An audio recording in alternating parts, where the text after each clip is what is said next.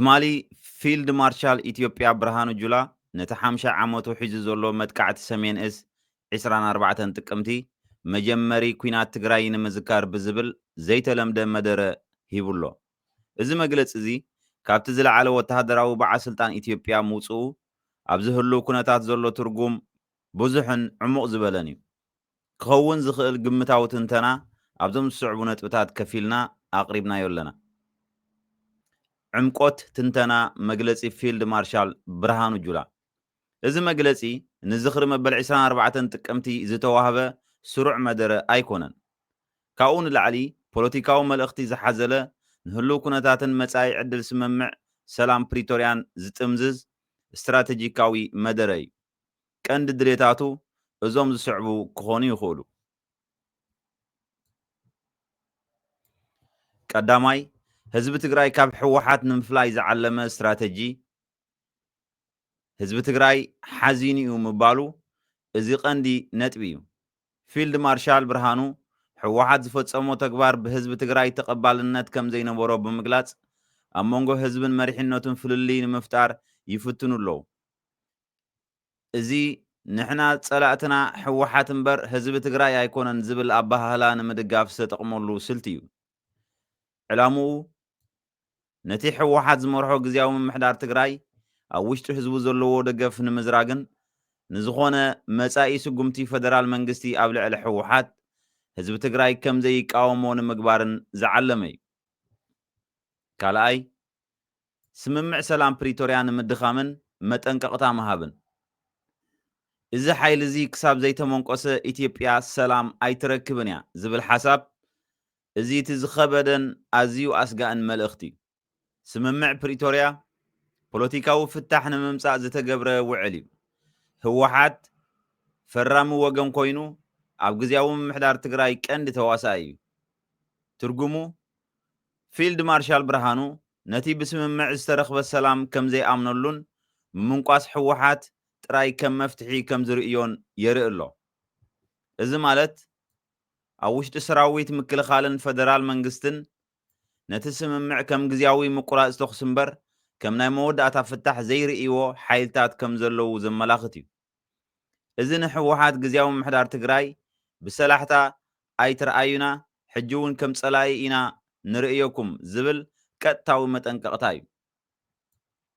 ሳልሳይ ንዝሓለፈ ኩናትን መጻኢ ስጉምትታትን ሕጋውነት ምልባስ ህወሓት ከሃዲ ንኢትዮጵያ ወደብ ዘስኣነ ን50 ዓመት ዝኸድዐ ምባሉ እዚ ንሕወሓት ከም ታሪኻዊ ጸላኢ ኢትዮጵያ ጌርካ ምምሳል እቲ ዝተኻየደ ኩናት ጉቡእን ኣድላይን ምንባሩ ንምርግጋጽ ዝተገብረ ጻዕሪ እዩ።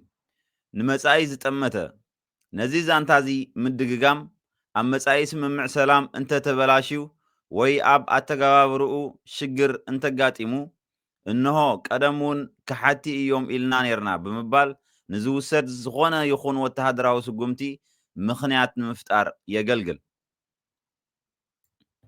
ንህዝቢ ኢትዮጵያ ብፍላይ ድማ ነቶም ኣብ ካልኦት ክልላት ዝርከቡ ዜጋታት ህወሓት ፈጺሙ ዘይእመን ሓይሊ ምዃኑ ንምስራጽ ዝዓለመ እዩ። ራብዓይ ኣብ ውሽጢ ፌደራል መንግስቲ ንዘለዉ ጽንፈኛታት ኣኽረርቲ መልእኽቲ ምትሕልላፍ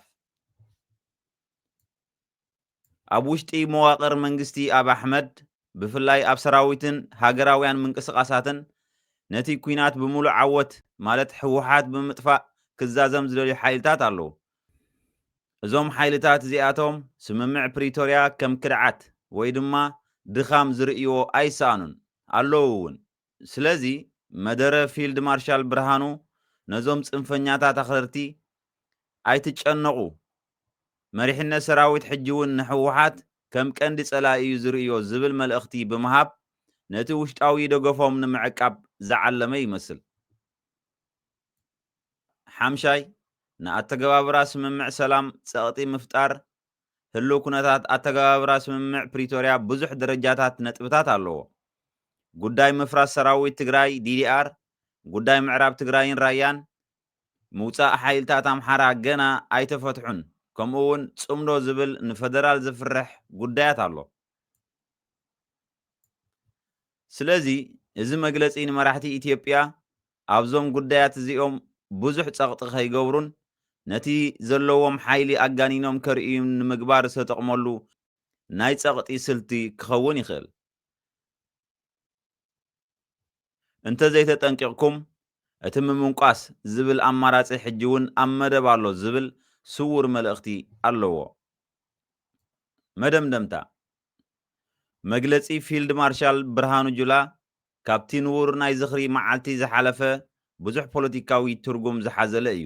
ቀንዲ ድሌቱ ሓደ ንሕወሓት ካብ ህዝቢ ትግራይ ፈሊኻ ብምጥቃዕ ፖለቲካዊ መሰረቱ ንምድኻም፣ ካልኣይ ንሕወሓት ከም ዘይእመን ክሓደ ሓይሊ ብምስኣል ንስምምዕ ሰላም ፕሪቶርያ ሙሉእ ብምሉእ ከም ዘይተቐበልዎ ምርኣይን መጠንቀቕታ መሃብን፣ ሳልሳይ ንዝኾነ መጻኢ ወተሃደራዊ ስጉምቲ ሕጋዊ ሽፋን ንምድላውን ንውሽጣዊ ጽንፈኛታት ኣኽረርቲ ምጉስጓስን፣ ራብዓይ ኣብ ልዕሊ ግዝያዊ ምምሕዳር ትግራይ ጸቕጢ ብምፍጣር ኣብ ኣተገባብራ ስምምዕ ሰላም ልዕልነት ንምሓዝ ምፍታን።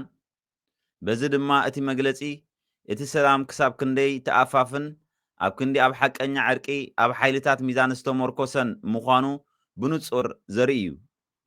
ካብ ላዕለዋይ ኣዛዚ ሰራዊት ሓደ ፖለቲካዊ ሓይሊ ክሳብ ዘይተመንቆሰ ሰላም የለን ዝብል መልእኽቲ ምስማዕ ንመጻኢ ሰላምን ምርግጋእን እቲ ዞባ ከቢድ ስግኣት እዩ። ስለዚ ሕጂ እውን እቲ ክመጽእ ዝኽእል ኩነታት ተረዲእካ ቀዲምካ ኩናት ክተርፈሉ ዝኽእል ኣማራጺታት ምድላይ ግድን ክኸውን ዝግብኦ እዩ እሞ ኩናትን ወረ ኩናትን ንምትራፍ ኩሉ በብዓቕሙ ይዋሳእ። ጸሓፊ ከይቢ ጥቅምት 4 ማታ ጀምሮ በሕግ ማስከበር ዘመቻ ሰራዊታችን መቀሌ እስኪገባ ድረስ ተኝተን አናውቅም። እንቅልፍ ዝር አላለብንም። እኔ በግሌ ባለኝ እድሜ መቼ ነው በጣም የደነገጥከው ቀን፣ መቼ ነው ያዘንከው ቀን ብሉን ጥቅምት 4 ነው። ከጥቅምት 4 በላይ የደነገጥኩበት ያዘንኩበት አንገት የደፋውበት ቀን የለም።